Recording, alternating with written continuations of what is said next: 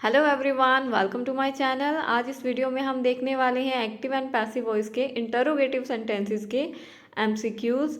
बाकी की grammar videos नहीं देखी हैं तो लिंक डिस्क्रिप्शन में है, देख लीजिएगा। चलिए स्टार्ट करते हैं। First is does she teach English. Does और टीच आया है, ठीक है, यानी कि ये सिंपल प्रेजेंट टेंस है। और सिंपल प्रेजेंट टेंस की पैसिव कैसे बनाते हैं? Is am are helping verb use करते हैं। कौन सी helping verb? Is am are, और फिर V3 तो पैसिव में आनी ही होती है, ठीक है। तो पहले ऑब्जेक्ट ढूंढेंगे, वो क्या पढ़ाती है? इंग्लिश।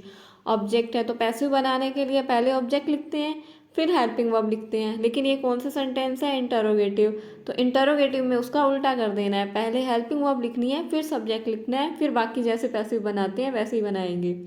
तो इंग्लिश है ऑब्जेक्ट, तो इंग्लिश के अकॉर्डिंग इज एम आर में से इज लगेगा, तो पहले इज लिखेंगे फिर इंग्लिश लिखेंगे। इज इंग्लिश, फिर वर्ब की थर्ड फॉर्म होती है टॉट बाय, शी का ऑब्जेक्ट बना दिया हर, तो ए करेक्ट हो जाएगा।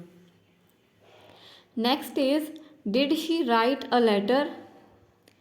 डिड और राइट, यहाँ क्या है? डिड और राइट यानी कि फर्स्ट फॉर्म है, तो ये डिड और राइट है यानी सिंपल पास्ट है। और इसके लिए हम हेल्पिंग वर्ब यूज़ करते हैं वॉज या वर। और इसमें ऑब्जेक्ट क्या है? अ लेटर, तो अ लेटर के साथ लगेगा वॉज। तो पहले हमें क्या लिखना है? वॉज, क्योंकि इंटरोगेटिव सेंटेंस है, पहले वॉज आएगा फिर अ लेटर।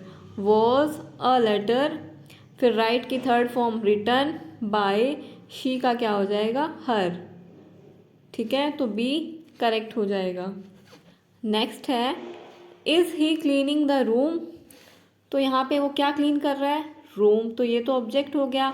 यहाँ पे दे रखा है इज़ और V1 ING। मैंने आपको लास्ट वीडियो में बताया था कि इज़ एम आर और ING की पैसिव क्या बनाते होते हैं? इज़ एम आर तो लगेगा ही, साथ में क्या लग जाता है? बीइंग लग जाता है।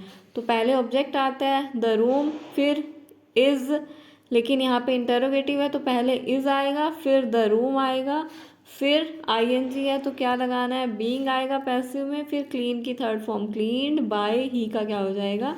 हिम, ए करेक्ट हो जाएगा। नेक्स्ट है has the boy broken the window. तो यहाँ पे ऑब्जेक्ट है द विंडो, तो इसमें दे क्या रखा है? Has broken. हैज़, हैव और हैड दिया हो तो उनकी पैसिव बनाने के लिए उनके साथ बीन लगा देते हैं। क्या लगा देते हैं? बीन लगा देते हैं। तो पहले द विंडो ऑब्जेक्ट को सब्जेक्ट बनाना है, लेकिन हेल्पिंग वर्ब लगानी पड़ेगी पहले क्योंकि इंटरोगेटिव है। हेल्पिंग वर्ब हैज़ ही लगेगी इसके साथ, तो हैज़ द विंडो, फिर पैसिव के लिए क्या लगाना है? बीन। बीन, फिर ब्रोकन थर्ड फॉर्म ही है ब्रोकन बाय, फिर जो द बॉय सब्जेक्ट है इसको ऑब्जेक्ट बना देंगे, तो सी करेक्ट हो जाएगा। Has the window been broken by the boy. Next है can she answer the question. यहाँ पे दे रखा है कैन, और मैंने आपको बताया था जो लास्ट अपनों ने MCQs किए थे पैसिव वॉइस में, उसमें बताया था कोई भी मॉडल वर्ब हो, can, could, may, might, shall, should, इन सब की पैसिव बनाने के लिए क्या लगाना है? साथ में बी लगा देना है, ठीक है। तो कैन तो इसमें हेल्पिंग वर्ब मॉडल वर्ब दे ही रखी है, तो पहले कैन यूज़ करेंगे, फिर ऑब्जेक्ट को सब्जेक्ट बनाएंगे कैन द क्वेश्चन, फिर पैसिव के लिए बी लगा देंगे, फिर आंसर की थर्ड फॉर्म आंसवर्ड, फिर बाय और शी को ऑब्जेक्ट बना देंगे her. Can the question be answered by her. Next है are they painting the house. तो इसमें इज एम आर में से आर दे रखा है, ING दे रखा है, ये मैंने अभी आपको क्वेश्चन करवाया ही है। ऑब्जेक्ट इसमें क्या बनता है? The house. तो इसका आंसर आप कमेंट करके बताएं मुझे। नेक्स्ट है will they watch the match. क्या देखा उन्होंने?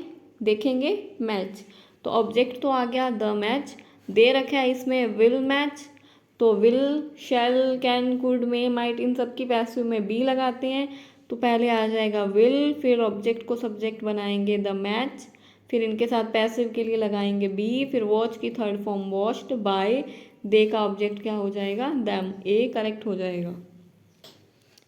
नेक्स्ट है हु रोट दिस स्टोरी। देखिए हु से जब क्वेश्चन स्टार्ट हो उसकी पैसिव बनानी हो तो पैसिव में आप लिखोगे बाय हुम, हु का आप क्या लिख दोगे?